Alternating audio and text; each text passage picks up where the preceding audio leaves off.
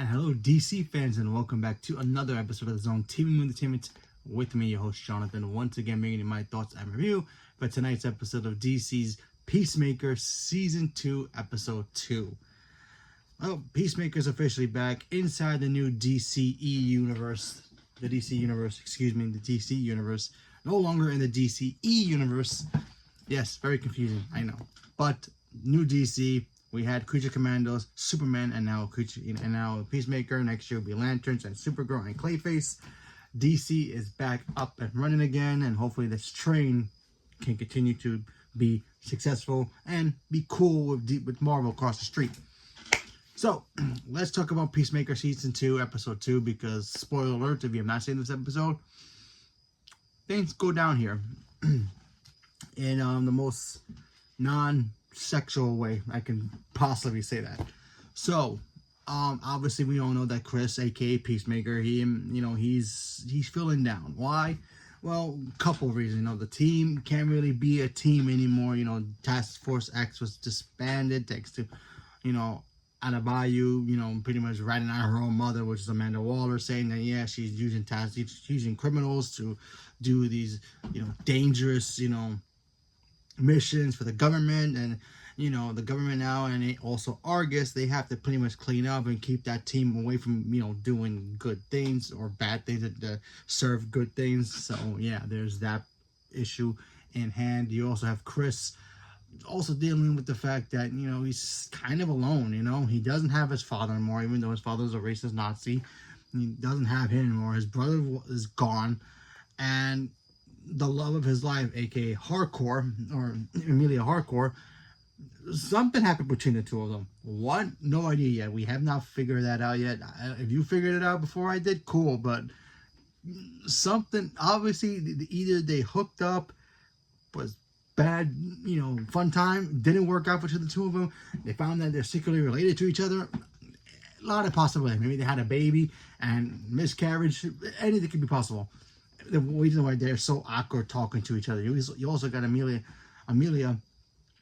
dealing with the fact that she's so down, like she misses the action, she misses the thrills, I guess. And there's a scene here where she goes to like a grocery store. She's got the scars from the last episode when she was at that bar and she beat up a whole bunch of those biker dudes, and they put a beating on her, and the one woman saw her with all the bruises, thought she was in a abusive relationship. So there's that issue. John, the one with the glasses, he has to keep an eye on Peacemaker by the orders of Rick Flag Sr., played by Frank Grillo, who's now Argus's new boss. So he's running Argus now. If you don't know what Argus is pretty much the the government division of dealing with metahumans, aliens, kind of what we saw in Supergirl and the CW Supergirl show. So yeah, Argus does exist in this new DC universe, which is awesome because they have some of the coolest stuff there, and they also capture some of the most biggest DC metahumans out there. So yeah, so we got to see that. We got to see a pretty cool fight scene with Eagly. I'll get to that in a minute. We also got to meet a new member of the I guess Argus team. I forgot the actor's name, but he shows up to pretty much babysit John and make sure he's doing his job and not actually knowing what they Frank Grillo's character, Rick Flag Sr. wants, and he wants to get into that room, apparently, because that has apparently it has 99 portals to different realities. So, multiverse, folks. But at least with DC's multiverse is not as complicated than Marvel. I feel like when you looking at Marvel's multiverse, it's like you have to have a PhD, a doctorate degree, and a whole bunch of other scientific words that even I don't even know to understand that multiverse. But if you're a Marvel fan, you should know the multiverse pretty well. DC's multiverse is kind of like Marvel's, except it's less complicated to understand. More, obviously, than Marvel does in some iterations, but still very, very simple to understand. So Chris, last week he pretty much fought himself from another world where in that world his brother's alive, his father's not a racist Nazi, and he gets along with his father and him and his brother are a superhero team, and they're loved by the town. and he's struggling with the fact that he wants to either should he go back to that world or just stay being miserable in a world where he can't be with the woman he loves and he can't be with hang out with his team. Even hanging out with his best friend is kind of awkward, vigilante. So, and then by the end of this episode, we do see Chris, taking the other Peacemaker's phone and contacting his, I guess his wife in this hardcore, and started talking to her. So then he decides to go to that reality, and now that's gonna lead into episode 3, and I'm pretty sure the rest of the season. So there's your synopsis about this episode. Overall, it was okay. Honestly, I thought it would be more funnier than before. At least the other season was a lot funnier in every episode. But there was a couple chuckles in here, don't get me wrong, but I just felt like it wasn't as funny as I thought it would be.